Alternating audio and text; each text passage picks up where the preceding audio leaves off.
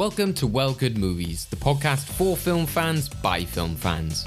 Every episode we look at films old and new to choose what should be preserved for all time in our movie vault. With lively topics, big questions and crazy challenges to entertain us and our guests, we always look to have fun by giving you the topics worth discussing and the movies worth watching, even if there are some duds along the way. But don't just take my word for it. Here's a preview of what to expect in today's episode. And to now have this side character as a female Bond as well, I don't know, but we'll see how that goes. But yeah, I'm really excited for Black Widow.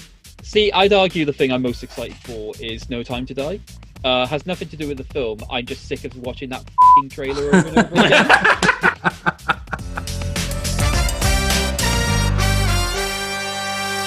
Hello, and welcome to Well Good Movies, the podcast that gives you the topics worth discussing and the movies worth watching.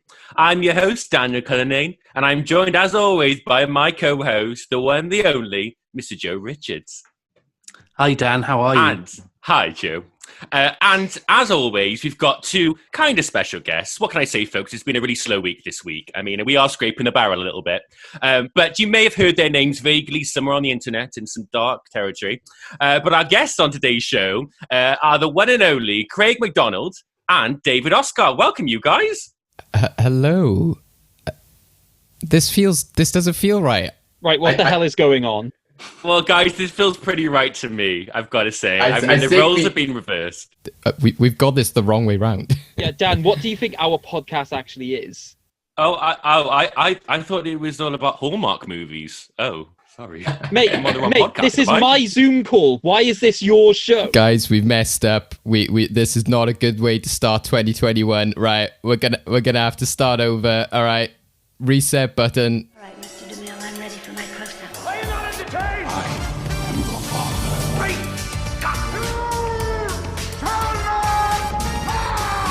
Here's Johnny. I'll be back. It's not the car, it's a very naughty boy. Well, good movies.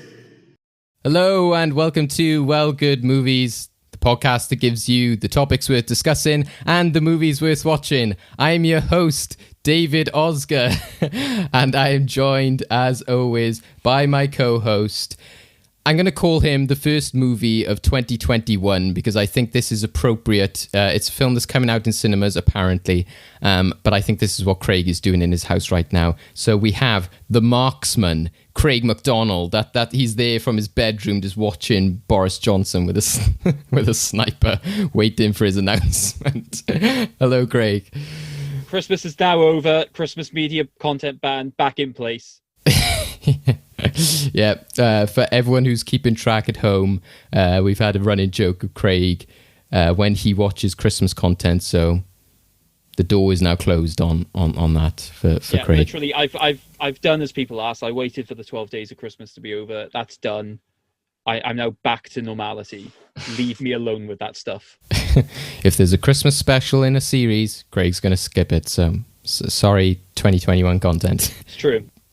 So, but in terms of enjoying Christmas, I know, Craig, you're probably still reeling from the insanity of our festive endgame special. How are you feeling after that? I mean, I'm very glad that it turns out we don't have to watch the entire 50 Shades of Grey trilogy. That is what I can only describe as a massive relief. But yeah, no, it was a good show in the end. I really enjoyed it. I'm looking forward to whenever we do the next one so we can start building towards a champion of champions. Yeah, Christmas has been relatively chill.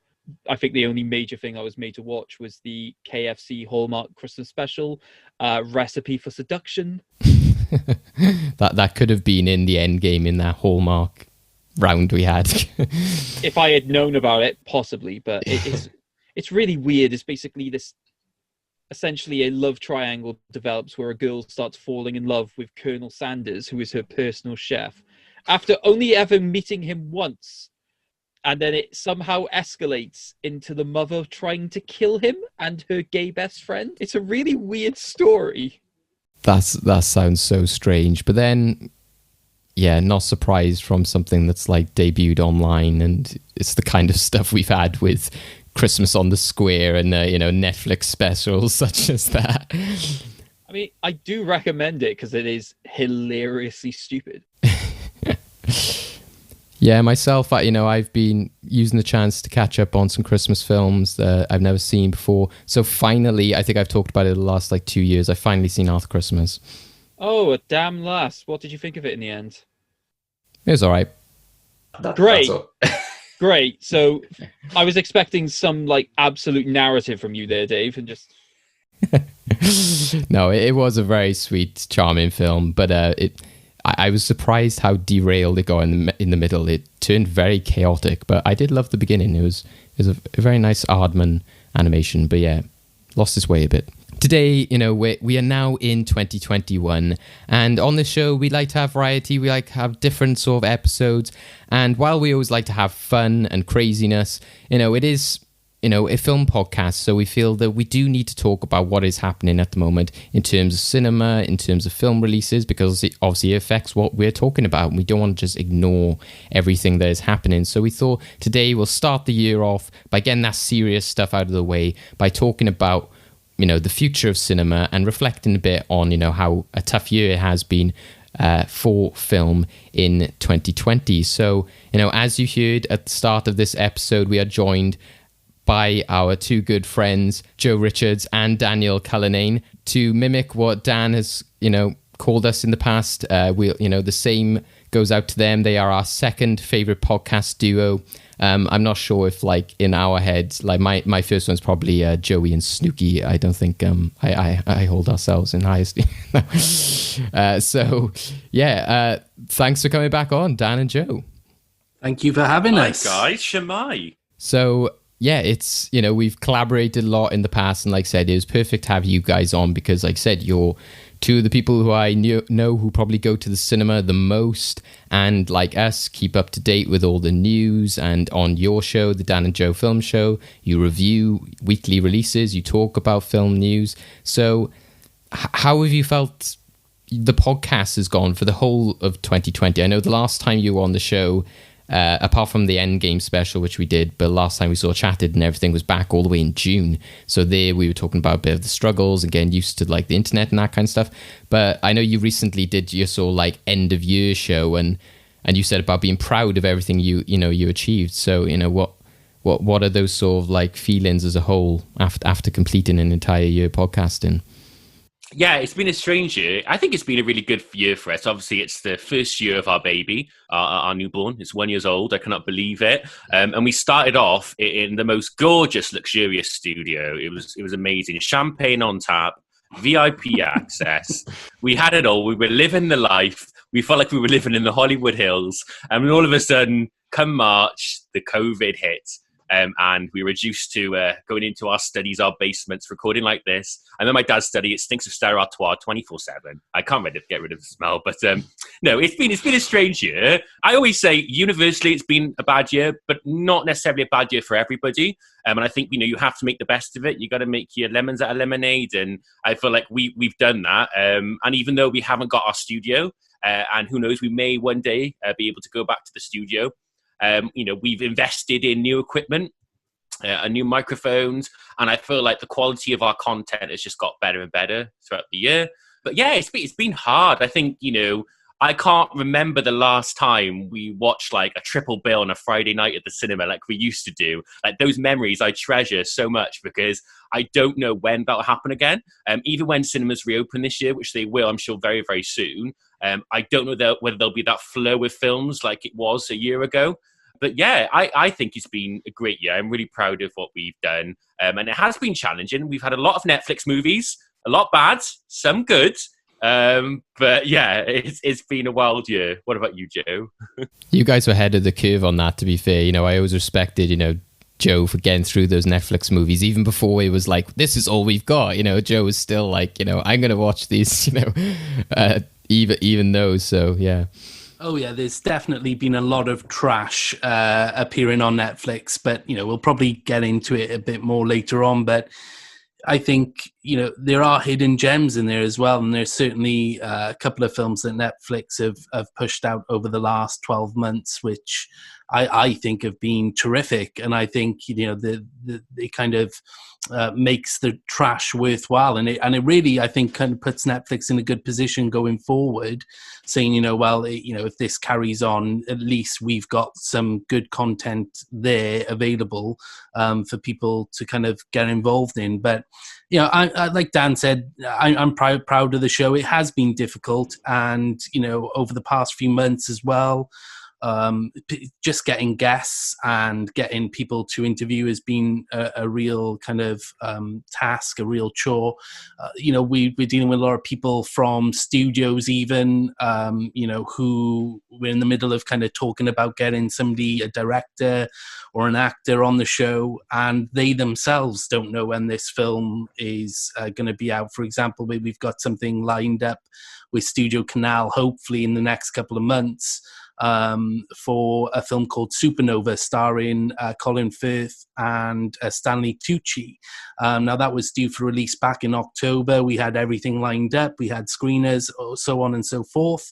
But obviously that's been pushed back to March, and more than likely will be pushed back again, I imagine, back maybe to the end of next year even. So it's very strange getting psyched up and getting prepared for something which long term might not come into fruition for another year and a half at the moment. But we've managed and we've improvised, and I'm proud of where we're at as well. And so far, like I said, even despite what might be happening behind the scenes, if you look at it on the surface level, you've had some great guests, and you managed to, like you said, have a great variety of like actors and directors, and have people, like I said, who are involved in the film. So, I think that as well is, fantastic. And like I said, adds to what you guys saying about, being proud and, putting all that work in. I think that is testament to that. Go check out the Dan and Joe film show. Obviously, we'll be giving you all the links and everything at the end of the episode. But now we'll get on to our main portion of the show, which is talking about, the beast that is 2021, and the X that we prefer to forget of 2020. As podcasters and film fans, we've all been through it this year, and or the year just gone, and it's still, we're in this position now, of we don't know what's going to happen, and it's like that for every industry. So Dan, you were on our podcast all the way back in March last year, and listening back to that before this episode is crazy, because we were just like, oh well, hopefully we'll be talking about these episodes we had planned for later in the year, and we were like, Fast and Furious has been delayed till next year. What mentalists, and then it turns out they were actually the people who were like most ahead in terms of what was going to happen, and even that film is now in contention. So how do you feel about looking back on that crazy time? Well, I actually have a photo of us on my phone. Oh, wow. People can't see this. Craig is looking as handsome as ever. We all look very enthusiastic to be there. I look miserable as shit. I was trying, Craig. I was trying. What's mad is I was scrolling through our Instagram page back in March when we did a post, and it was like, Bond, 007 is being delayed till November. What's going on? Why is it being delayed? And we had no clue. And I always ask people before end of March, before we went to lockdown, did we have a clue what was going on around the world? And nobody did. Like, I think we were all so ignorant. We were just like, oh, it's just going to be a flu. It's just going to be contained in one region of the world. It's not going to affect us. And I think when I came on your show, that was like the week we were just before going into lockdown, and we just about recorded, didn't we, at your recording studio? We just about got to record that show, but it was strange. It felt very, very weird. It felt like, I don't think any of us realised the challenges we were going to face then from then on. I thought that it was just going to be for like a month. I thought Black Widow was going to come out in May. It was all going to be fine. And then that did not happen. And to think that we're in January now, 2021, and in a month or two, it would have been a whole year of our lives. And some of us are not getting younger. I'm not getting any younger. People, this look is not, it's not going to stay like this forever. So yeah, it's been crazy to think of that. But yeah, I loved recording that show. I thought it was a lot of fun. But I don't think any of us thought at that point what was to come later in the year. I remember David like getting all hand sanitizer out and wiping everything, and I was like, "What is he doing?" I was like, "That's not going to catch on. That's not going to catch on." That was David, you were ahead of the times. You were a psychic. To be fair, that was at instruction of the person who run that studio. So even I was a bit like, oh, why do I have to do this? This seems so weird. And I was like, okay, I'll do what he says. But yeah, like you said, it was, a precursor as to what life would become afterwards. And Joe, like I said, you weren't there for that episode. We were then talking about the joy of the Muppets many weeks later as life had completely changed. That was in the peak of being like, we are now online. What's happening? This is craziness. But both of you, I think, what's great as well is that, you're both massive film fans, but, you come at it from different approaches as well. Like Dan will be like into his horror and, indie films and that kind of stuff. Whereas, you'll still dip into the kind of Star Wars and like the nerdy stuff. I don't think Dan's going to argue that for a moment that, No, Dan hates any sort of, I mean, he'll watch them, but like he hates any sort of like Lord of the Rings, Harry Potter is a no for Dan. And we always have this running joke where he's like, as soon as a character comes on and he's like, oh, look, it's Mr. Flibbity Glob from Herbology. Like Dan is out. Like that's him. So, I remember going to see Mortal Engines, and it just started off. The logo came up, and in 2072, I was like, "Oh god!" That's probably one of the worst examples you could say of a fantasy film, though. Like to be fair, that was pretty slated as a film. So I hope that wouldn't be people's like. I love sci-fi and fantasy. Here's my example: Mortal Engines. So, but yeah, like I said, but horror is such a massive thing, and that, so I think that's why, it's great that you come with those two approaches. But Joe, how do you feel as a film fan in 2020? So we've talked about like, podcasts and dealing with delays and, like talking about news and the technicalities. But for me, I know that it's like, as a film fan, it's just been weird as somebody who's just like, oh, I'm making my lists throughout the year. Oh, the next blockbuster, there's, every 2 weeks I've got a blockbuster to go watch. And the MCU, there was no existence of the MCU in that year. So, how do you feel as a film fan? Do you think that you're the same as other film fans, or do you think it's been quite different for you? Or yeah, I'm definitely missing the audience participation. I miss that feeling of just the ambience of it, and that whole like going when we finally allowed back into the cinemas. And as Dan said earlier on, I do think it's going to be still a very long time until they're in that position. We might get the occasional 1 or 2 releases, but I think it'll be a long time before we're in that position where we get a steady stream of releases every Friday night, to the point where me and Dan will be going to see 3 films on a Friday, as we usually used to do. But I miss that Friday night buzz of like finishing work, because it's a whole event. It's like why people go to the theatre and music, gigs and concerts. It's that whole event for me every single Friday of finishing work and being excited for what's going to come and seeing so many different types of films. You go into a horror, to a comedy, to an all-out drama, and I miss that participation, of being sat with an audience, engaging how they feel about a particular film as well, and obviously me and Dan watching the film and sharing that experience together. And I think it's it's been tough kind of getting used and changing your viewing habits to go from, right, you're going to sit in this darkened room for 2 hours and you've got nothing else to focus on other than what is in front of you, to suddenly being sat in your living room trying to watch a film, and you've got, your girlfriend coming in and out, or you've got people calling you, or you've got Dan sending you voice memos on Facebook, to have that same sort of attention and that focus, and to give that film the same sort of chance as you would it be had it been on a big screen. I think that's taken a lot to kind of change that, and to kind of get into the zone of, right, I've got to literally just sit here now and focus on it, and really try and dig down deep into what's going on and what the themes and everything, as you would in the cinema. So that's been tough. And I think the reverse is going to happen as well when we do go back to the cinema, changing that viewing habit again to being sat in a cinema for, me and Dan would spend like 6 hours some evenings sat in a cinema. So that's going to be strange going back as well. So yeah, it has been a very weird time over the last 12 months. A lot has changed. And just trying to, as we mentioned earlier on, just the constant changing of release dates and trying to, I saw a tweet earlier on, actually, I think Robbie Collin, the writer for The Telegraph, has been very big on somebody setting up a website where you can actually see what's due out, because trying to actually find what's due out and what's been released when is proving really difficult at the moment, I think, for a lot of film critics. I think the thing that I personally found, I'm interested to see if you guys find it as well, is that because of the fact that you don't have you don't have the ability to sit with a large audience, but B, don't often have the ability to watch it with like the people you usually would, right? So you basically said that you and Dan would often go to the cinema on a Friday.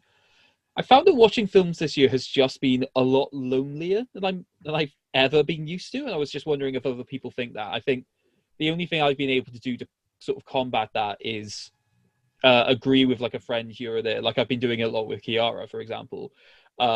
It's just doing that thing of, okay, we're going to press play at the exact same time, watch it, and then if we want to comment on things, we'll just message each other, which, while it's nice, doesn't have like the same sort of effect. I was just wondering if you guys found that, and if not, like ways you've been sort of countering that, I guess. Yeah, 100% for me. And Joe's a bit different to when it comes to like watching films at homes. He's a lot better at adapting to it, and he can bash out 4 films in a day. Sometimes if there's loads, you can bash out a lot of things, but 4 films you can definitely do. Whereas for me, I struggle with one film. Like I literally, I have to pause after half an hour, make myself a coffee or tea. I just struggle by myself. So what we've been doing as a family is we've had family film nights where like I'll buy a popcorn in a popcorn bowl, I heat up the popcorn, I'll get like maybe a Corona or something like that, because Joe and I love our Coronas back in the day in cinema. And then we all kind of gather around. We have comfortable sofas, and we have a smart TV. It's quite a nice big TV. And that's really helped me this year. Like that's kind of felt a little bit more like a cinema. And I think if it wasn't for that, I would struggle more. But likewise, I've been to the cinema this year, not so long ago, in Showcase by myself, and it's not been any better. So I agree, Craig. I think it's all about who you're with. And sometimes it's not just who you go with in the cinema, but also who you're with at home as well. So I'm fortunate. Obviously, I live at home with my family. If I lived at home by myself, I think I'd find it really hard. So yeah, that's something I've been doing, some family movie nights.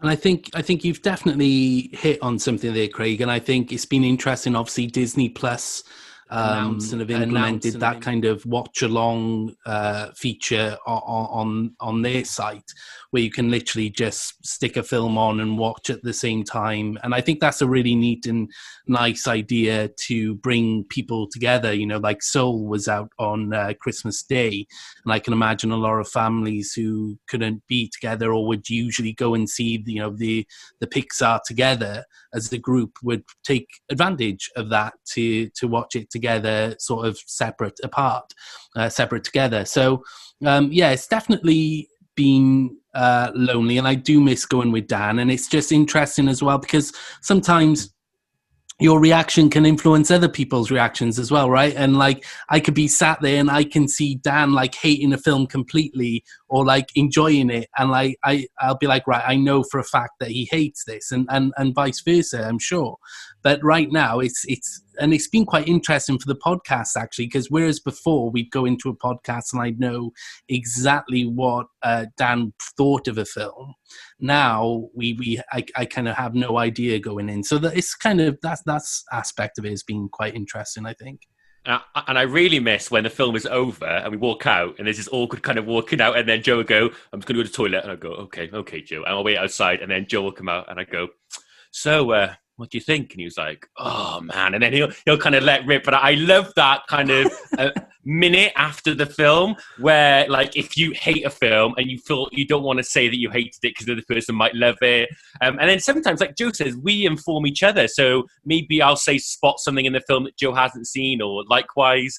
And yeah, I miss walking from the screen to the car and having those discussions. Like Joe said, we don't have that. We watch the film at home, and then we just go and do the show, and we kind of already know what we think of the film. So yeah.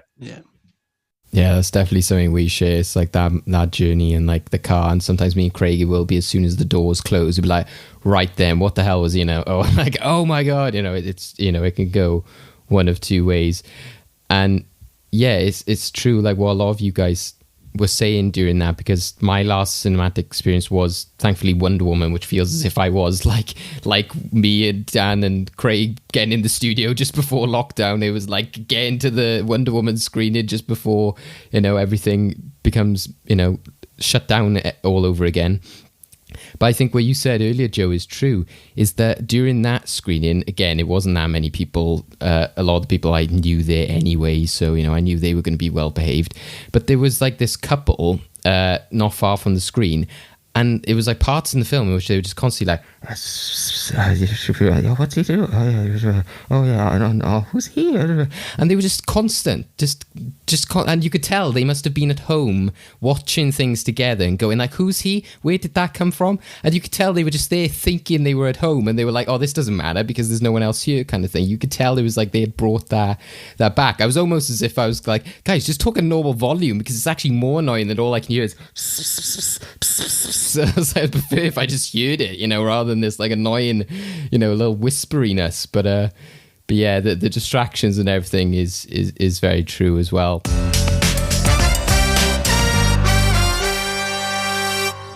We've talked about the cinematic experience and everything like that, but what do you guys think is now the future of cinema? A lot of people have been talking this year about like, oh, well, this future of cinema has changed forever. Oh, it was dying anyway. There were loads of problems. Oh, this was happening before the pandemic anyway. It's going to force things to do this way. But I don't know, personally, I found that sometimes the loudest voices are the clearest. And then actually, when you probably have experienced this and doing polls and stuff, most people are pretty much on board of just wanting to go back to the cinema. It's just that you hear very much those very loud, brash people who are just like, I never liked the cinema anyway, and all this kind of stuff. But again, they're the most visible because everyone else is just kind of sat there patiently waiting. So what do you guys think of like the future of cinema? Do you think it has radically changed? Do you think it will just be a case of going back to normal? And how do you think it's going to look in 2021? I think this year has accelerated it far quicker than it was going to. No doubt, I think in 5-10 years, this is where we would have been at that time. But you're totally right. I feel like cinema is in a hospital bed and it's clinging on for life, and it's got its heart rate monitor, and it's getting stronger and stronger, and it just will not die because people want that big screen cinema experience in a multiplex with their popcorn. You cannot replicate it and you cannot beat it. And I think I was worried back in like the summer with Tenet, even though I think Tenet performed really, really well. And then it got to October and people were saying, oh, Soul's going to Disney Plus, this is going on streaming. And I became really worried. And I thought, well, actually, we're not in lockdown at that point. COVID cases weren't that bad. But from what we've seen in the last month or so, I have had a bit of relief from it. And I've actually exhaled and thought to myself, okay, I think cinema will be okay. Is it going to take a hit? Absolutely. Are independent cinema chains going to take a real hit? 100%. I think the repercussions of this, we won't feel right away. But I think in a year or so's time, I think a lot of smaller independent chains are going to go bust. 100%.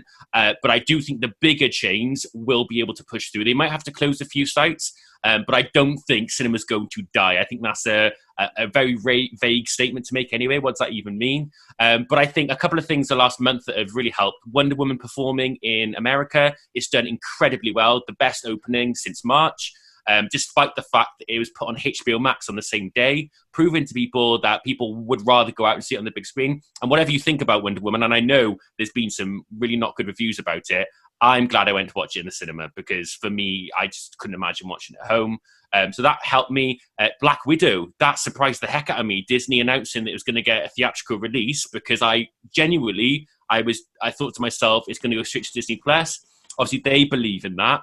I just think looking at this year's releases as well, I think there's a lot of big blockbusters that are sticking to their guns. Pardon the pun, but Top Gun is still there. Peter Rabbit 2, I know that's the one that we're looking forward to seeing.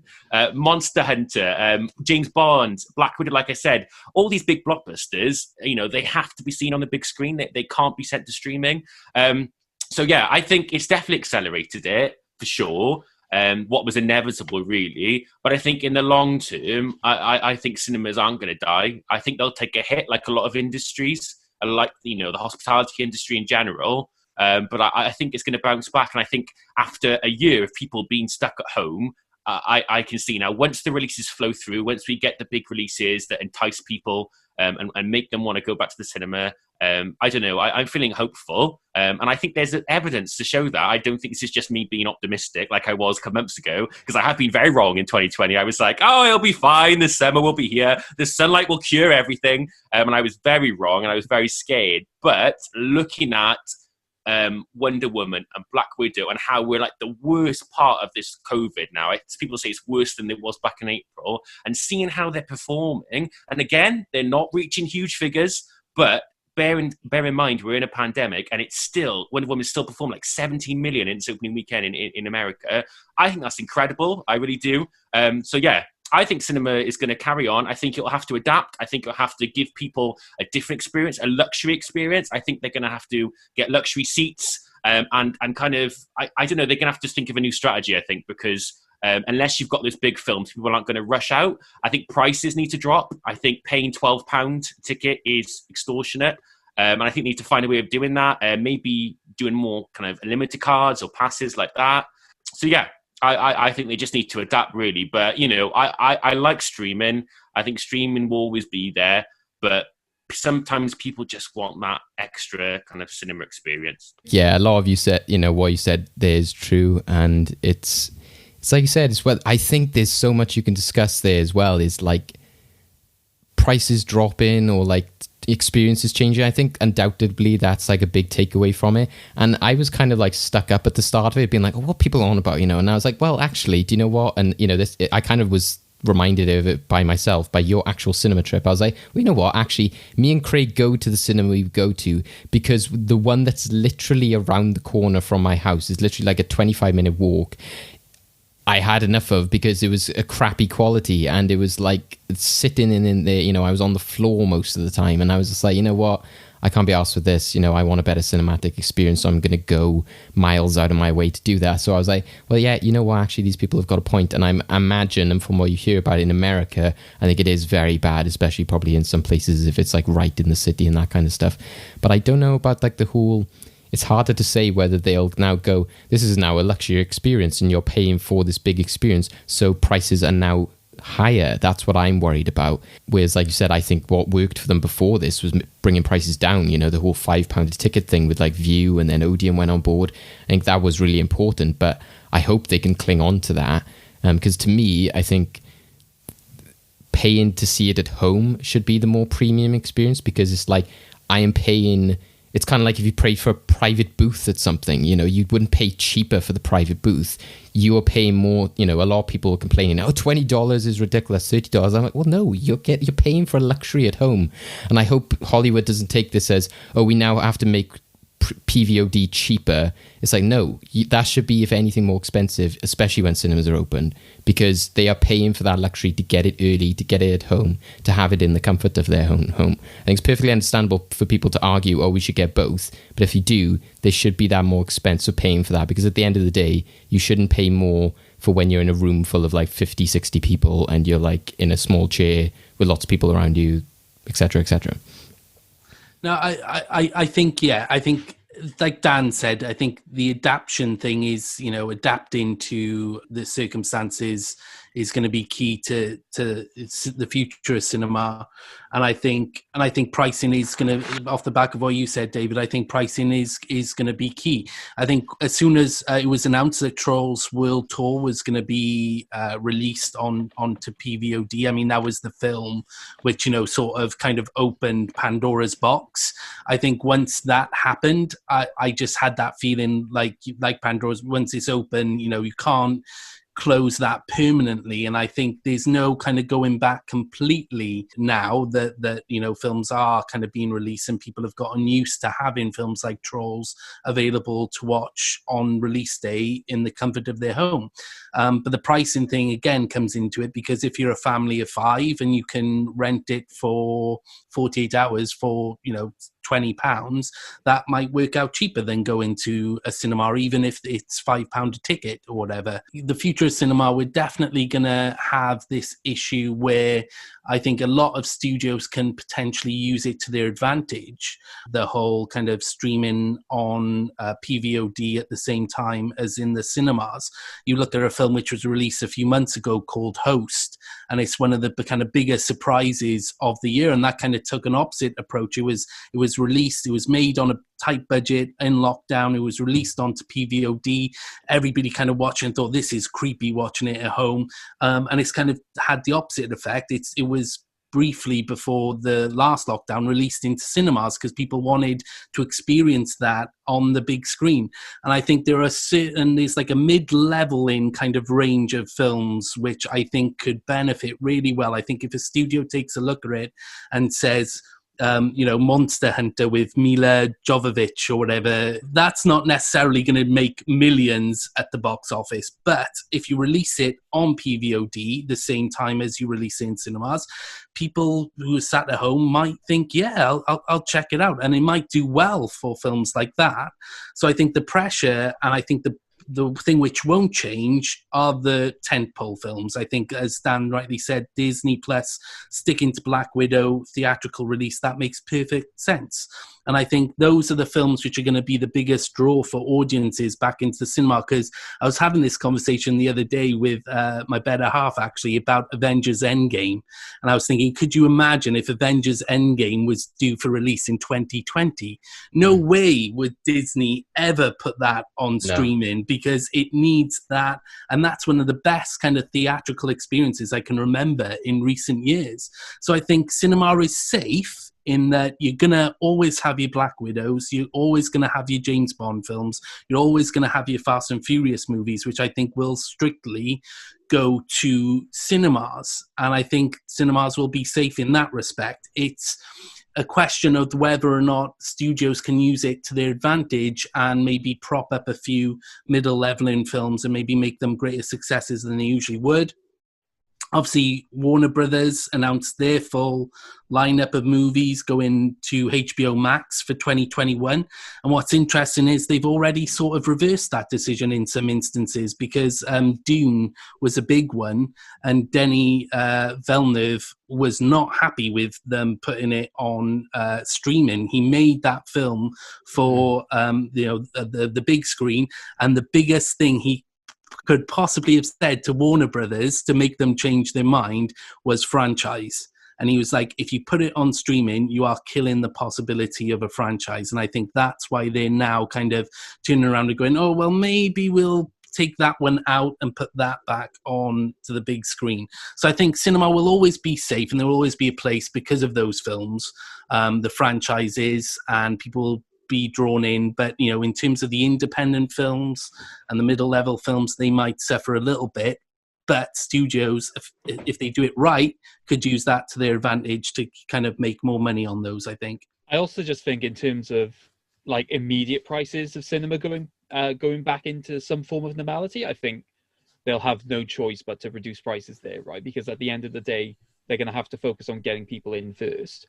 And I think I would actually be okay with, over time, the price is slightly going up then once things actually get back to a stable level, if it means that they're actively then trying to, improve that experience and basically make sure that the seating and the actual experience is of a luxury level.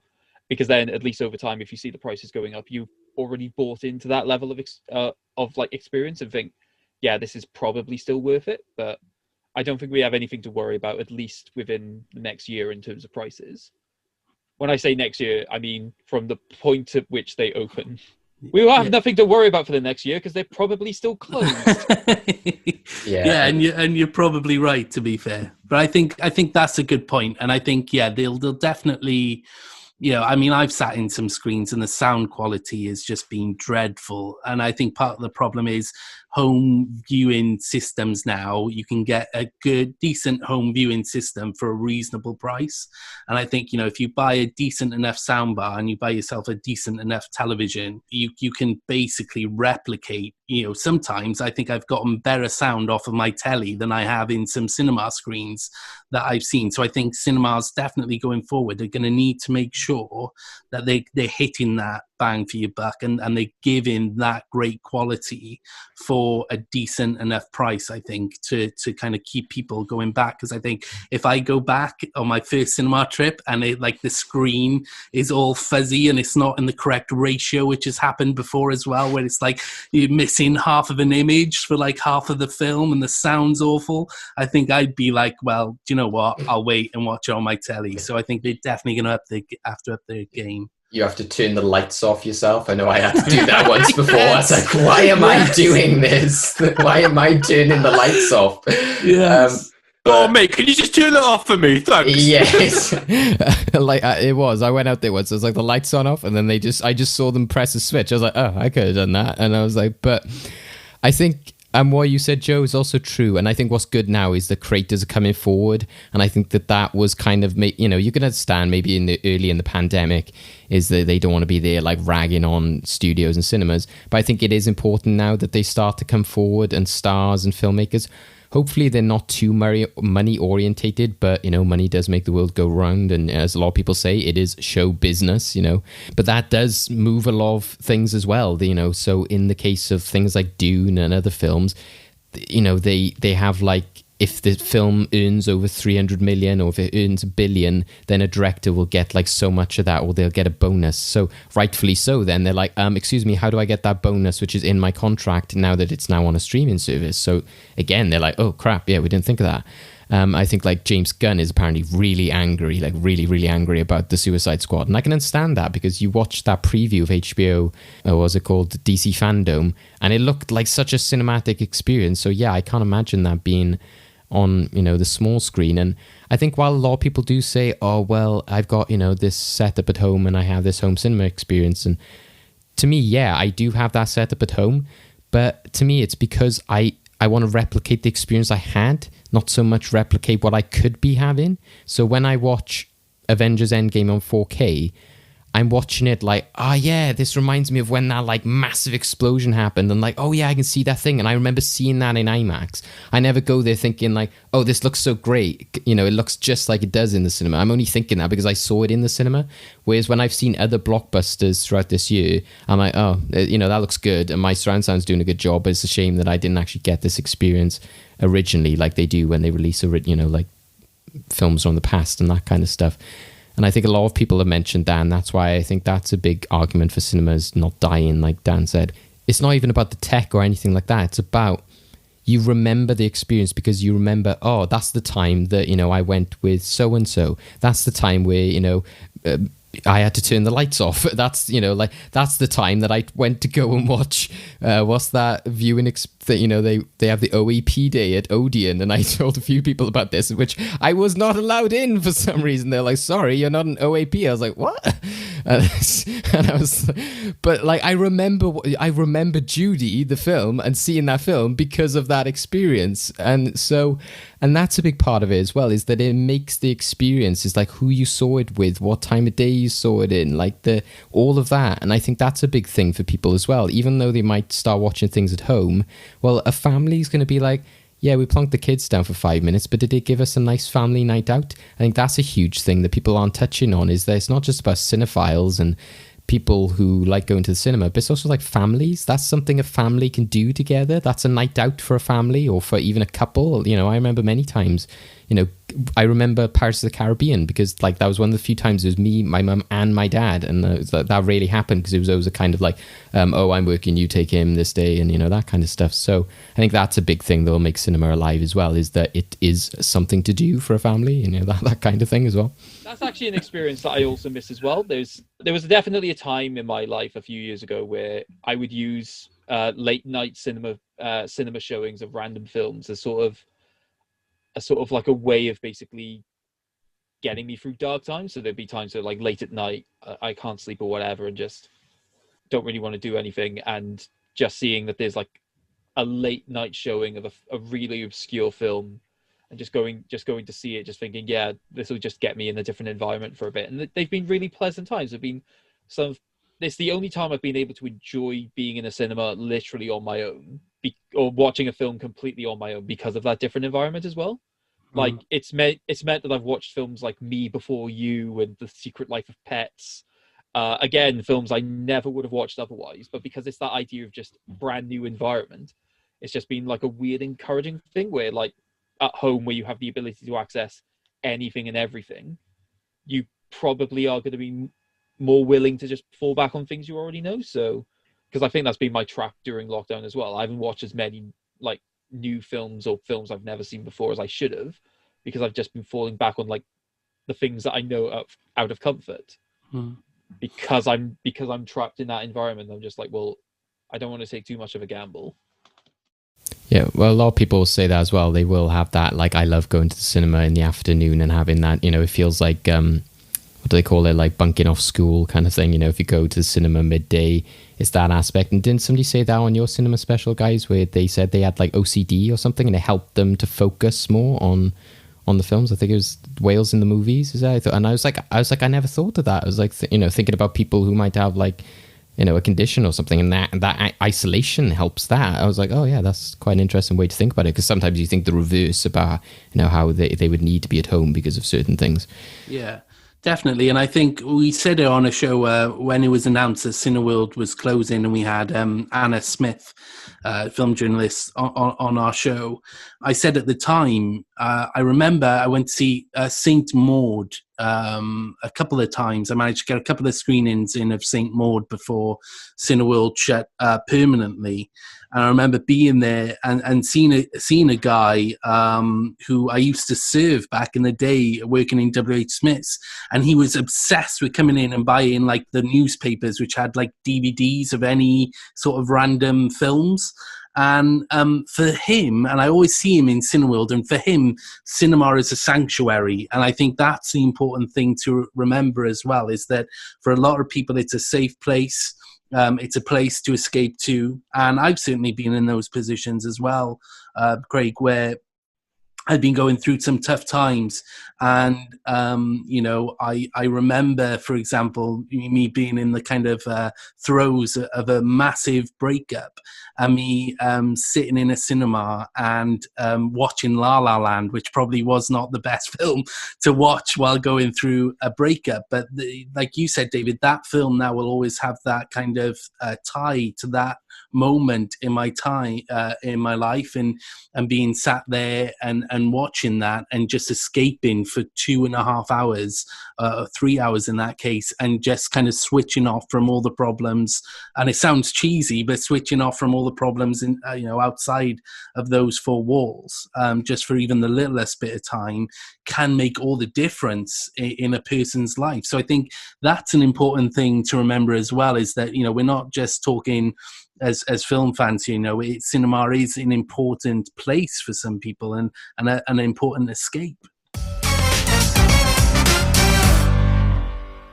So how are you guys feeling on 2021? Like I said, it is hard to talk about certain aspects because we don't know. And we've mentioned as well, it very much is a kind of stage of, well, all of this might be more 2022 onwards, how cinemas will change. This might still be like 2020, and it's very much like a messy on and off kind of year. But I think, to me, I think the problem we keep getting as well is, and I think the mention in Endgame earlier was really relevant, because we've mentioned Mulan and like Tenet and so many of these films, and even Wonder Woman, unfortunately, you know, they keep saying like, oh, well, this is proven that this isn't working right now, or this didn't make any money. And I'm like, I don't know if these are the films to really prove that, because to me, I think even, unfortunately, Black Widow, I don't even know if that will be a good test case, because I think a lot of people might look at it just like, oh, well, this film has been talked about for years anyway. It's, you know, I don't need to check it out straight away. It's not even talking about the future of the MCU. It's a kind of like origin, you know, placed in the past of the timeline. And unfortunately, I don't think, we've talked about this before, I don't want to get too much into it, but I don't think some people have got a bit of a thing with the female leads at the moment, and Wonder Woman hasn't done that any favours, and Mulan didn't do that any favours, and I think that's really unfortunate for 2020, but I don't know if there are any films coming up which can kind of break that mould. I think even like with Tenet, it was very much a very unique experience, but I don't think you could say, oh, well, this earned 350 million, this proves, it's like, well... It's like Nolan fans, they're very different type of fans, and I'm not even sure that if there wasn't a pandemic, I don't think that would have gone much over 500 million, to be honest, in my mind. I think it would have to be something like Endgame, but I just don't know if there's anything in the pipeline like that. Is Fast and Furious like our only example of that? I don't know, because like I said, you got Godzilla versus Kong. Godzilla didn't, last one didn't do very well. Matrix 4, it's been years since he's been one of those. That's why I'm concerned about 2021, is that these test cases are just very hit and miss. Craig? Two things.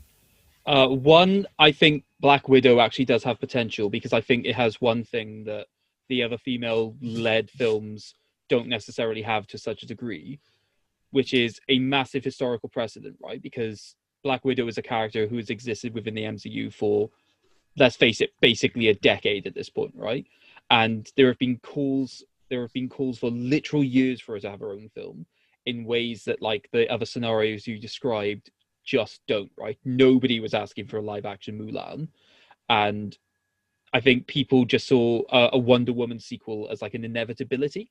So I think that's why there was less push there. So I think Black Widow actually does have potential. Two, are you all right, Dave? Because there was a point in that speech you just stayed really high pitched for like an extended period of time. It's like the awkward moments. I'm like, I don't want to be mentioning this. The awkward moment. You just didn't stop for like a minute and a half. I don't know. A balloon of helium underneath. Hi guys. Just floating away on helium. Yeah, I agree with Craig on this. I'm really, really excited for Black Widow. And actually, the longer it's been delayed, the more excited I am, which wasn't the case with Wonder Woman. I really was not excited for Wonder Woman at all. I thought the more I watched the trailers for it, I was like, oh, I was seeing cracks forming.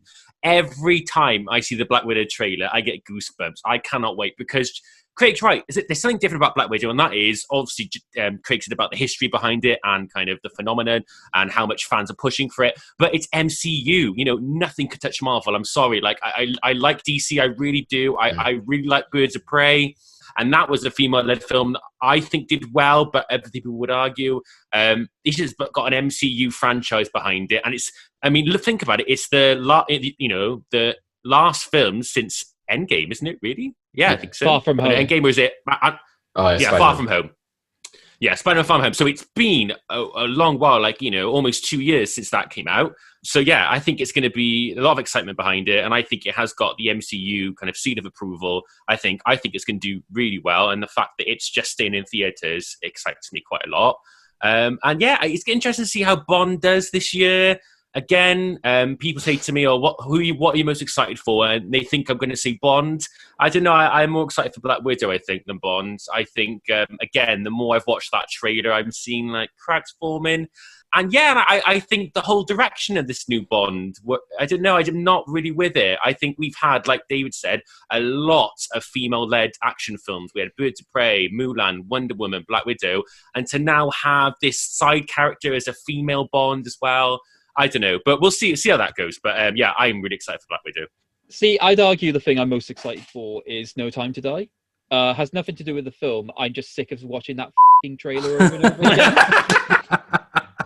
It is just like, it was like a religion. I think I said that in my Wonder Woman review. I was just like, it feels like almost like, oh, this is not the usual No Time, as if I'm going to watch the No Time to Die trailer every time I go to the cinema for the rest of my life, because it's just been played that many times. And what's brilliant, after each time, like when I saw it, like however many times in the cinema, that trailer play, and at the end, it comes up with like the April date or whatever it is, and you always get that one person who goes, hey, not likely or whatever, and you just Not like, not today. not today. My favorite joke about that film that a YouTuber did was they were talking about like the delays and stuff like that, and they just crossed out no and put a question mark, so it was just time to die. And I was just like, yep, that's exactly how this film is in my mind now.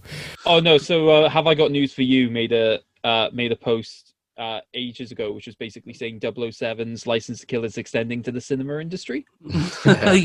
Yes, absolutely, and I think that is, something which will be worth talking about in the movie vault later on. I think definitely No Time to Die. It's been interesting how the kind of whole industry has kind of been waiting on that release. And originally it was sort of Tenet that kind of initially kicked her off. What's Nolan going to do? Because he's very much that filmmaker who wants her on the big screen, and that's sort of like a test run. But after that, it was like everybody just waiting to see what No Time to Die was gonna do.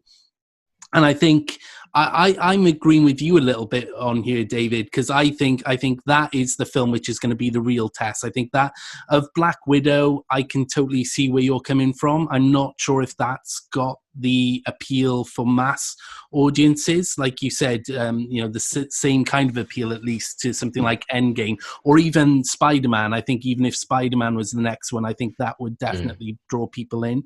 Although I am excited for Black Widow, but I think it is all eyes on Bond again now. I'm afraid. I think definitely that's the big one that everybody's kind of waiting to see again. It's like due for release in April. I don't think that's going to happen, considering The Boss Baby 2 has been pushed back 6 months. Oh no! Yes. I mean, if The Boss Baby 2 is being pushed back, I'm pretty sure James Bond is going to be pushed back as well. That's an interesting point. Should it be delayed again? I would say no. I say I think when it comes to a year, you've got to just go with it, like Wonder Woman has done. I think Wonder Woman, through all its faults, and I know people don't, so there are a lot of people who didn't like Wonder Woman 84, it did stick to it, and I think foolishly so. I think it came out at an awful time, Wonder Woman, where it was like the worst time. Like, I think it was like 3/4 of cinemas were closed. I think by April, hopefully, I think we'll be in a better position than now. But you said that in the show last year, and look what happened. Well, I think there is an element. What he's saying though is is it old news by now as well? I think I think Black Widow has managed, and like I said, I'm on the fence. I think like you guys, MCU, there is that prestige to it, and it could still be even like one of the least successful, like Ant-Man and the Wasp, still 600 million is still quite a lot. So I think that there's that more faith there, and I think you're right to say that like Wonder Woman is DC, which is more troublesome, so a lot of people might not have faith in that. Black Widow has managed to avoid that by just going, okay, we're going to delay for like an entire year or so, whereas like Bond has moved so many times, people are like, I'm sick of this film by now. They haven't even seen it, and they've just heard about it so much, seen the trailers so much, heard the story so much, that even by the time it comes out, people might be like, I'm kind of done with this now, because their excitement has just died off, if you know what I mean.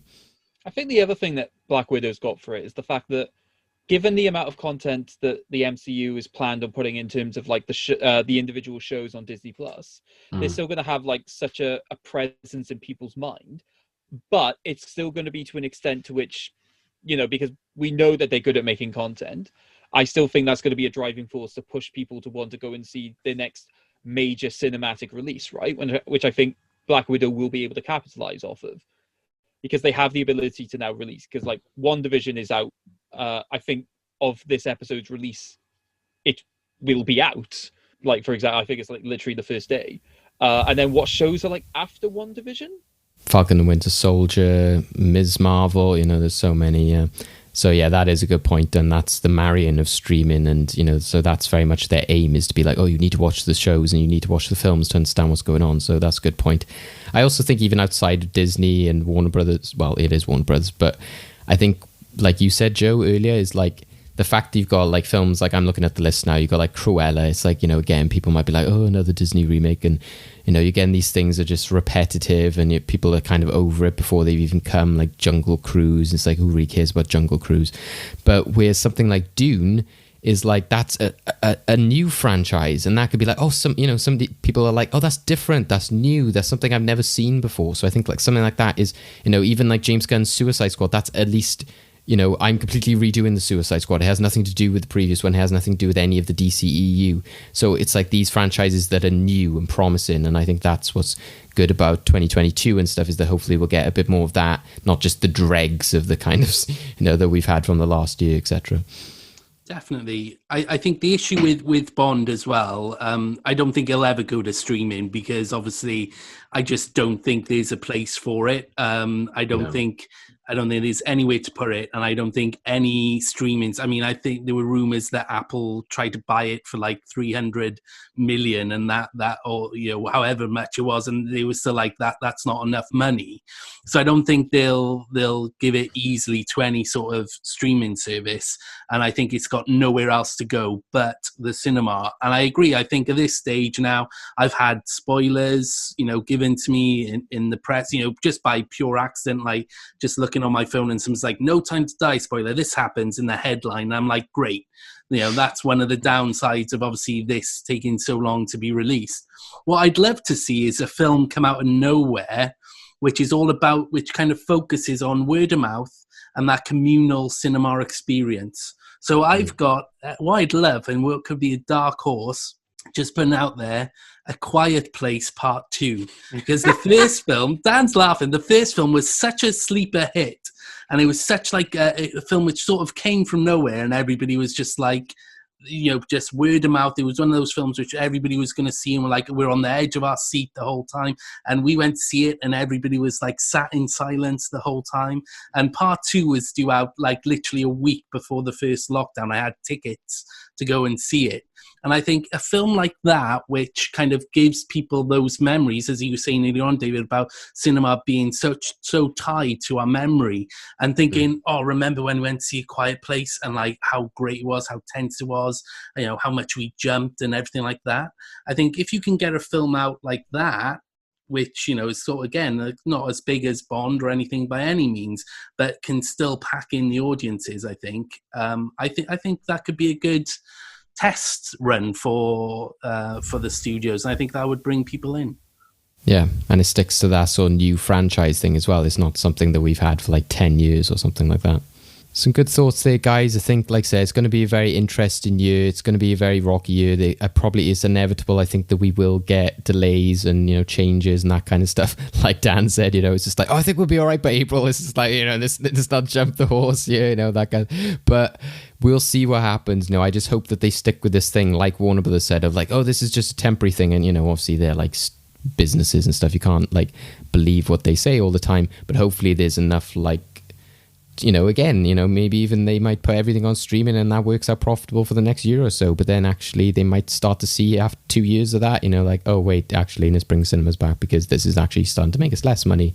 So it's just a process, isn't it? And, it's a trying time for, for film fans to know where you're going to see all this stuff. But I think that, it does make sense, at least when we're in the position to be like, right, let's have somewhere to put it. I think hopefully Wonder Woman was a good example, like Dan said, of being like, hey, let's open a film which is like not viewable hardly anywhere in the UK. I think the UK was really slapped across the face on that one, and I still can't believe that like Sky or someone didn't jump on that. I don't know why they didn't. I think that's like one of the big mysteries to me. We've talked about how problematic 2020 has been, and how potentially we're going to have quite a big challenge in 2021, but we still want to talk about the movie vault this week. It's our first time visiting the vault of 2021, and after having some hard conversations and going through a challenging year, we wanted to ask Dan and Joe what they think are the films that symbolize 2020. It doesn't have to be a film that came out that year. Obviously it was a big time for people to catch up on things and to watch things they'd never seen or revisit certain films. And we talked previously about films that are perfect to get your hopes up and spirits and all that kind of stuff. So guys, what are your suggestions as to a film that you think encapsulates 2020? So it'll be in the movie vault because of it. Oh yeah, remember that crazy year? This is the film that represents that. Well, I'm actually going to go for, and I'm going from a purely historic point of view here, and I think I'd be remiss to offer up into the movie vault Trolls World Tour. because I just think if we're going to look back on 2020 and we're going to look about how obviously cinema has been affected and how the kind of changes came around, the kind of potentially long-lasting changes, that's where it all started. Maybe it's strange that was the film where it all started. But I remember when it was announced that Universal, and they got into hot water for that as well, because I don't think a lot of cinemas were happy with them announcing it. But I remember that was the first sort of official announcement of, right, we're releasing a cinematic film, a film due for theatrical release onto PVOD. And I think, the film itself, I thought was all right, actually. I remember sitting there watching. I'd never seen the first one. So I did a double bill. I watched the first one with my better half, who she absolutely adores the first film anyway. And we went straight into the second one. And it's fine. It's a bit of light fun. I mean, in terms of quality, it probably doesn't belong in the movie vault. But if we're looking from a historic point of view, as the film which potentially set cinema on a course, a different course, I think strangely Trolls World Tour deserves a shout. The film that couldn't go on a world tour as well. Yeah, conveniently. What do you think, Dan? Yeah, great choice. I've yet to see Trolls 1 or 2. I'm a bit of a troll myself, I guess. I thought initially the first film was about trolls online, like trolling people on Twitter. So I was gonna say, when you said I'm a troll myself, I was like, does that mean you're stalking people's Twitter feed and throwing them abuse or something? Absolutely. Did you not get a bit suspicious of DreamWorks of all people doing this film? I just thought they were taking a new direction, I also went for a 2020 film. I was going to go for something like Contagion or Outbreak, but I was like, nah, it's a bit depressing. So I went for a film that was one of the last films to be released in cinemas. And my experience with this film was great because I love it and it was in my top 10 of the year. But also it was right at the start of COVID and I was a paranoid mess. And it's the film that delayed itself before delaying was even a thing. And it is The Hunt. Because The Hunt, Universal's The Hunt, was delayed from September 2019. Oh boy, I wish they thought they came out then. All the way to March this year because of political reasons. So it kind of started the trend before even COVID came to the party. It was like, oh, you guys are delaying. We did it before COVID happened. So I think that's kind of an interesting situation. But unfortunately, it came out right middle of March when it shouldn't have really come out. And again, that was a film that went on PVOD and Universal made us pay £16 to watch it. But yeah, I love the film, but also just the experience. It was the last film I saw in cinemas. I remember going and just I was sat in the third row and this old man, right? No other seats there. And all other seats were free, right? No one else in the cinema. He walks in with his coat and his hat on. I thought, oh, nice geezer this one is. Sits right in front of me, right? Right in front of me, but not directly in front, to the right a little bit. So if he turned around and breathed on me, I would be a goner, right?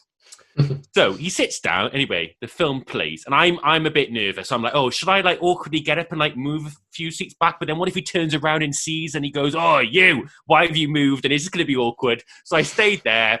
Anyway, all the way through the film was going, and I was like, oh my gosh. And you know what I did? Because I thought I was naive. I was blowing the cough somewhere else. I was a mess. So I actually did. I got up. I got up, went to the toilet, and then I came back in, and then kind of accidentally forgot where I was going to sit, and then sat right at the back. Clever. And it wasn't awkward at all between us two. We had a pint afterwards. It was great. But yeah, and then I went to my car and I just cried because I was like, oh no. I was like, yeah. So it was a horrible experience, but also I really enjoyed the film. And I think it goes to show, even when things are not going well for you, you can always kind of escape from it all and watch some people getting killed on screen. It was a lot of fun. Yeah, it's interesting. I haven't seen either of these films, but I think that I know that Craig sort of like shuddered at the idea of Trolls World Tour going into the movie vault, but I think it is exactly true. It's just such a weird film that like ended up being this like massive talking point of being like, oh my god, this film has caused such controversy. This fact that like literally cinemas went, we are not going to show any Universal films from now on, you know, like, and they started this civil war. It was crazy just over this like DreamWorks film. I think it is fascinating, and I think, yeah, and The Hunt, and like Dan said, it's like the fact that started delays before it was even cool, and for such weird reasons. And I've seen so many people online say, I've just watched this film, what was the big deal, you know, why, you know, like this, I've not seen it myself, but I've seen so many people be like, I don't even know why this was delayed, I don't know why this happened. It seems like, you know, it was really exaggerated as well, which is crazy. So yeah, I think those are, to me, I think they are great examples of just, like Joe said, not exactly the quality of the films themselves, but it's just the story behind them and around them makes a lot of sense. Yeah, I have to agree. This is an episode of Trends, and at the end of the day, we haven't actually really discussed any films of the year, so I have no right to argue again, even though I find it just hilariously ironic that Trolls World Tour, the sequel to Trolls, is going into the movie vault before Trolls itself is ever discussed. But yeah, I think for the actual stories, they've got to go in. And the same thing, I hadn't seen Trolls either, and I was just like, if I do see it, I need to watch Trolls 1, so I think everyone has that same experience as well. So maybe the movie vault will encourage that. They'll be like, I'll watch it in the movie vault, but I need to go watch the first one that's not in the movie vault. So yeah, weirdly enough, into the movie vault this week, and the first films of 2021 are Trolls World Tour and The Hunt. Into the movie vault you go. And now we've covered off one big challenge of 2021. It's on to the next one. So over to Craig with today's Endgame. We're in the endgame now. It's so annoying. All I can say, gentlemen, is welcome to Rank Bank. Be careful, Craig. I know. Be careful what you usually, say. Okay. So we've discussed a little bit about our anticipations for 2021, which I think is good. However, I think there's got to be a degree to which we acknowledge the films that might suck. So what I've done is I've gone to probably my favorite YouTube channel at this point, Watch Mojo, who kindly released a video a couple of weeks ago saying top 10 films that might suck in 2021. If a picture of this mouse is tweeted out to Instabook Face or TikTok, we will be ruined. No, sir, that's not gonna happen. That rodent is toast. Welcome to Watch Mojo, and today we're counting down our picks for the top 10 upcoming movies that might suck in 2021. You want me to be a baby again? I can appreciate your concern. We had a good run. What I'm going to do is I'm going to give you the 10 films that are on that list, and I want you to try and guess what films come in which position. So what I want you to do is I'll give you like 60 seconds, physically write them down somehow so we know that. So you can't just guess the same film over and over again to try and eventually get a point. Are you ready to see the options? Yes. And you know what was annoying? I saw this video and I didn't watch it. Oh, no. Oh, mate. Here are the 10 films that make this list. I don't necessarily agree with all of them, so I'll give you a bonus point if you can guess which is the film that I don't think deserves to be on this list. And just tell me once you say it in your respective list. Here we go. The films are Chaos Walking, Cruella, Old, Peter Rabbit 2, The Runaway, The Boss Baby, Family Business, The Forever Purge, The Hitman's Wife's Bodyguard, The Last Duel, The Tomorrow War, and Tom and Jerry. So we're doing it. So the worst one, number one, yeah. As in, like, the most likely to suck, yeah. Okay. Yeah. So your time starts now.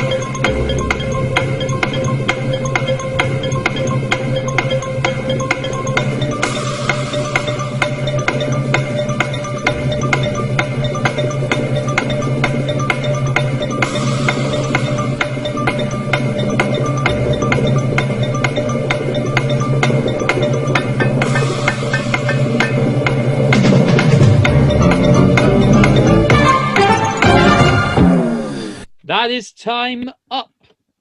Your time up, and neither of you have messaged me. What the hell, guys? I'm writing it down first. Okay. I'm old school. I need. This is really tough. 60 seconds is not a long time. Okay. So we'll go from the bottom up. So start with number 10. Joe, what do you think the 10th most likely is? So I'm going to go, number 10, I'm going to go for The Last Duel because I have no idea what that film is. You're going for The Last Duel? Yeah. Dan? I've gone for The Tomorrow War because I have not a clue what that is either. I could be completely wrong. I do like this logic of, I don't know what it is, therefore it's unlikely to suck because I haven't heard enough about it for it to suck. Okay. Number 10, The Last Duel. Oh, well done, Joe. How did you know that? I just have no idea what it is, so I just assumed it can't be in the public, vision enough for people to really think it's going to be crap. So even though this is a film which is being directed by Ridley Scott and written by Ben Affleck and Matt Damon, the problem is it's a historical drama about a really famous duel. I can't remember the names of the two combatants, but it's giving off a lot of similar vibes to how the Great Wall and Robin Hood sort of developed. So that's not giving a lot of people faith at the moment. Oh dear. Yeah, that doesn't sound great, to be honest. Yeah. So, number 9. We'll start with Dan. What do you think the 9th most likely to suck is? I went for Old because, again, I have no clue what this is. It sounds like a Pixar film, but I don't think it is. I thought that. See, I know what this one is, so that's why I didn't choose that one. Okay. So, Joe, what do you think number 9 is? I went for The Tomorrow War, which I was a bit unsure as to what that was, but then I realized it's the new Chris Pratt film, which he's been shooting in Iceland, because I love Iceland. I've been following that. So I think I'm pretty sure. So it doesn't look too bad anyway from what I've seen. So I thought it'd probably be lower down. Okay. Number 9, The Boss Baby, Family Business. You want me to be... Oh, no! What? This is ridiculous! No. Yep, they genuinely think it's the 9th worst. The only thing that they... basically, they said that it didn't gain the original didn't gain massive critical appraisal because what it basically is, it seems like a single joke, which seems to be exhausted at this point, especially considering the fact that they also have like a Netflix series as well. Wow. But that's like the only basis they have to think that the film will suck. Okay. Number 8. Joe, what do you think number 8 is? So I actually went for The Hitman's Wife's Bodyguard because I actually really liked The Hitman's Bodyguard when that came out. So I'm judging this by personal preference. I've rated them as what I think are going to be the worst ones. But yeah, I thought The Hitman's Wife's Bodyguard would probably be quite low down because I think the first one did quite well. It did well enough to get a sequel at least, and I quite liked it. Okay, Dan? I put The Last Duel down for this one. Okay, so we know that I think Hitman's what? Oh. Yeah, because I am. Oh, yeah. Obviously. That's how the game works, right? Yeah, so yeah. The option you put has already come up, so it can't be. Yeah. Number 8, Tom and Jerry. We have a mouse problem. With the what? Oh, what? This is ridiculous. Who are these people on this Watch Mojo? That is shocking. That is shocking. I'm going to get 0. I'm going to get 0 on this. Yeah, so the reason that Tom and Jerry, they believe, will suck is because it's been in development from 2009. Really? 2009? Yeah, but surely that should mean it's right at the top of the list. That's but crazy. you don't know what else is coming up, right? And not the fact that it's got Chloe Grace Moretz and it's in a hotel and it's no, it's just the development means it'll be shit, not anything else. I think the reason that they put it low down is because I think there's a lot of even though other films have done it before with the 2D live action combination, there's a degree to which a lot of the effects are relatively good looking, and I'm worried that Dan is frozen out, I think out of pure spite. Okay, let's go to number 7. Dan, what do you think 7 is? I put Cruella down because I think you got Emma Stone in it as well, and I think it's Disney. I don't know. I don't think it would be top of the list at all. Okay. Joe, what did you go for? We're on the same page on this. I went for I went Yes. for Cruella on number 7 as well. Number 7, Peter Rabbit 2, The Runaway. But this is the top of my list. Oh You've got to admit now, Craig. This is like not a proper quiz, is it? Really? Like I never said this was a quiz. I said this is a game. Yeah, true. No, I mean I'm enjoying it. I'm just saying that it's not a test of our knowledge, really, because the person who's done this list is just crazy. Yeah, but this is why it's a balanced game, right? If it was a test of your knowledge, one of you might outwit the other. Yeah, true. Yeah, I would definitely win. You're right, Craig. This could have been the one for Dan. This could have been the one. This is just down to luck, and that's my forte. Anyway, the reason that they say Peter Rabbit 2 is going to suck is because it shows no active development from the first film, because Peter Rabbit, played by James Corden, is still incredibly mean-spirited. And is still played by James Corden. So, Yes, you know, that would be the kind of headline, I think. Then we go for number 6. Joe, what did you go for number 6? I went for Chaos Walking because, again, I personally think it looks interesting, looks all right. But I know during pre-production and during production itself, a lot of bad things were being said about it. So I thought this would be kind of middle of the road-ish. Okay, Dan? I went for the Forever Purge because I feel like even the last one wasn't badly reviewed at all.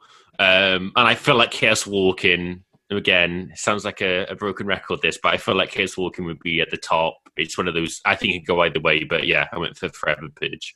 Okay. You two are going to hate yourselves. Number 6, Cruella. What's awful with this game, once you get one wrong, is that you've got two wrong. Yeah. So they've basically pointed out the obvious with Cruella. It is basically impossible to humanize someone whose entire goal is skinning dogs. And to the point of they don't understand, even though there is great creative talent behind it, how this is going to be in any way enjoyable for people. Okay, we'll go for number 5. Dan. I went for the Hitman's Wife's Bodyguard for this one. Okay, Joe. I went for Old, which is, just so you know, Dan, it's M. Night Shyamalan's new film. Oh. So I thought that is going to go either way, really. So I thought smack bang, middle of the road, number 5, Old. Number 5, The Hitman's Wife's Bodyguard. Yes! I got one, baby! Well, I'm happy now, I'm happy. Yeah. So they basically said that nobody asked for this sequel. The chemistry between Ryan Reynolds and Samuel L. Jackson is wasted on this as a franchise, but hopefully the filmmakers learn from their missteps from the first film. Number 4, Joe. I went for the Forever Purge on number 4. Okay, Dan? I went for Tom and Jerry, so I know that's wrong. Okay. Number 4, The Tomorrow War. Hey, that's good. So basically, their big concern with this is that apart from Chris Pratt and J.K. Simmons, the rest of the cast are filled up with a lot of low-level actors. So basically, TV actors and maybe like minor roles in films. So they don't think it's going to have much star power behind it. Also, the idea of it is... The idea is interesting. It's basically they go back in time and recruit soldiers for a war against aliens. I think it's apparently an adaptation of something, but I can't really remember. See, sounds good to me. You know, they're definitely not top 4. Yeah, it's a bit harsh to be like, oh, they were in TV, so they're not going to be good. Yeah, I don't understand. You know, we are living in 2021, which has got a lot of TV now. You know. Number 3. So we'll start with Dan. I did Peter Rabbit 2 for this one. Joe? I went for The Boss Baby. Number 3, The Forever Purge. Oh. They just Chaos Walking is getting close, baby. They just think that the amount of actual societal discussions you can actually have been exhausted by the other 4 and the other 4 films and the TV show. So they just think it's just going to be a bit toothless. Yeah. And then title as well doesn't do it for me. The Forever Purge. Like, it sounds like a slog to get through already, doesn't it? It's also forever. It's also meant to be the final installment, which, again, I'm kind of skeptical because people like The Purge for some reason. Okay, number 2, Joe. I went Tom and Jerry for this one. Dan? I went Boss Baby. So Number 2, Old. Yeah, so the big thing behind this is that Joe is absolutely right. This is the latest M. Night Shyamalan film. But it's an adaptation of a graphic novel. And we all know how well Shyamalan's last adaptation of a story went. Oh, see, I didn't know that. I thought it was an original story, and I thought when he does original stuff, he's usually quite good. It's an adaptation of a story from a graphic novel called The Sandcastle. All right. So that leaves us with our number 1 entries. So, Joe, what was your number 1? Well, first of all, I think it's quite telling that my top 3 were all like animated family films. So my number 1 was actually Peter Rabbit 2. And Dan, what was your number 1? Chaos Walking. Number 1, Chaos Walking. Hey! I finally won one, You Ma! won, Dan! You won! Out of pure luck. So I'd like to thank James Corden. Yeah, so Chaos Walking. So here's the big thing about this film. Yep, it's been in development since 2017, but the original cut of the film was described as unreleasable, and it's been Wow. by its own director. Wow. What's this one about again? This is basically, for some reason, all the women in the world have disappeared. And men have the ability to telepathically communicate with each other. It stars Tom Holland, who encounters a girl played by Daisy Ridley, who has been described as intimidating on set. Wow. So yeah, I'm now remembering the trailers and stuff for this. It kind of looks like Blade Runner or something. It's like Daisy Ridley looks like a girl from Blade Runner or something. Also nice to see that Dan has taken the victory and run. I know, yeah. He's won, he's done now. Yeah, there is still the bonus point up for grabs. Right, okay. There's the one bonus point. So of those 10 films, I think that one of them doesn't deserve to be on that list. So Daniel thinks that the film that I don't think deserves to be on the list is The Tomorrow War. Joe thinks it's Cruella. Daniel? Oh, no! Joe? Oh. I'm surprised. So I had to bite my tongue during that because when Joe was talking about how much he enjoyed The Hitman's Bodyguard, I didn't want to say how much I enjoyed that film as well. I thought it was a great film. Oh, man. So Really? I loved the film, yeah. Oh, I hated it. I hated what? it. And just you're now going to lose this endgame. I'm sorry. Great, please give me another chance. All right, so that means the winner of this endgame is Daniel. Well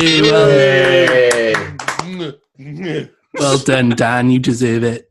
Thank you. It's going to be a good year, guys. I've already hit the peak now. Already with some classic reactions in there, and he still won as well. It's like, what's going on here? But he came through in the end. Yeah, so well done, Daniel, and thank you both, and well done to both of you. It was really enjoyable endgame as always, and a really enjoyable episode overall. We talked about some really interesting stuff, and we had a lot of reoccurring themes and discussions, which came into the movie vault, and what we were discussing about like memories and films and all that kind of stuff. So and we mentioned plenty of times there, go check out that cinema special which we referred to that you did on your show, guys, on Dan and Joe Film Show, which me and Craig also did like that fun story for, and your show in general. So please tell us where we can find yourselves. Dan is our go-to guy for the promo. I'm Joe's PR guy. I'm his assistant. Yeah. What's Joe's Twitter? Yeah. At I'm not going to say it because it's something, don't worry. So you can find us on Spotify, you can find us on Mixcloud, you can find us on Apple Podcasts, anywhere, basically, the Dan Joe Film Show. If you want to follow us on social media, we're on Facebook under the Dan Joe Film Show, and we're also on Twitter and Instagram at DJ Film Show. So yeah, make sure to follow us. We do cool little polls and questions and picks. It's a lot of fun. Yeah, go check them out, guys. And yeah, we look forward to listening to your show throughout the year. And, you know, same with us. You can catch us on Apple Podcasts, Spotify, Google Podcasts, all the places you can listen to podcasts. Catch us at Well Good Movies, and we're also on Facebook, Twitter, and Instagram as well. And you can catch us on our website, freshtakehub.com. We can catch plenty of reviews and news and different articles, where you can also catch all of our podcast episodes as well. So anything lastly from yourself, Craig? New year, new start. I do not want this to be a year dominated by COVID yet again. To the point, I hope that this is the last that we get to significantly discuss it on this show. To that end, I'm launching a new initiative. It is called the COVID Police Force. From now on, unless it is absolutely mandatory for the nature of our discussion, anyone who brings up COVID, I'm going to actively police them and make them stop. You will know this by what I will actually hope doesn't become a traditional siren. But if I spot it, listeners, you can be sure that I will be there going, woo, woo, woo, woo. No, cut that out. Cut that out now. I love that. I'm so up for that. Like when you said COVID police, I thought you meant like when you said the C word there. I thought you were going to be like, oh, wear your masks, Karen. Wear your mask over your nose. Don't go out the house. That kind of police, you know. Oh no, I've just accepted that if they're going to keep doing that, then they'll just be the first to die. Wow, Craig's got one of those hats on with the sirens. We got the shows mixed up at the start of the show. What you don't know is the next time you're recording the Dan and Joe Film Show, when you say that word, you'll just woo! Oh my god, Craig will just appear on the Zoom. Yeah, well, I look forward to getting told off many times this year, because undoubtedly I will just forget and I will say it. So look forward to that, guys. Tune in just for that pure reason. And yeah, please do check out the Dan and Joe Film Show. We hope to meet up and chat and have fun with you guys again throughout the year. And we hope that we get some normality back pretty soon. When we do, we will have a party, a celebration, and we'll have an episode that will be like, look back at all the craziness that we had to endure.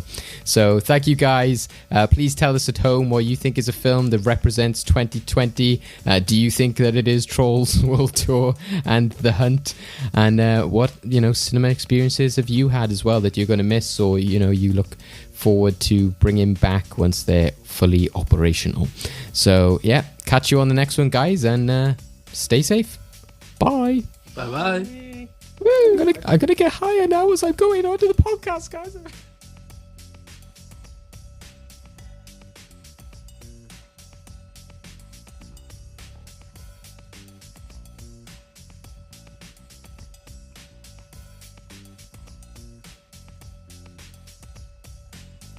Okay.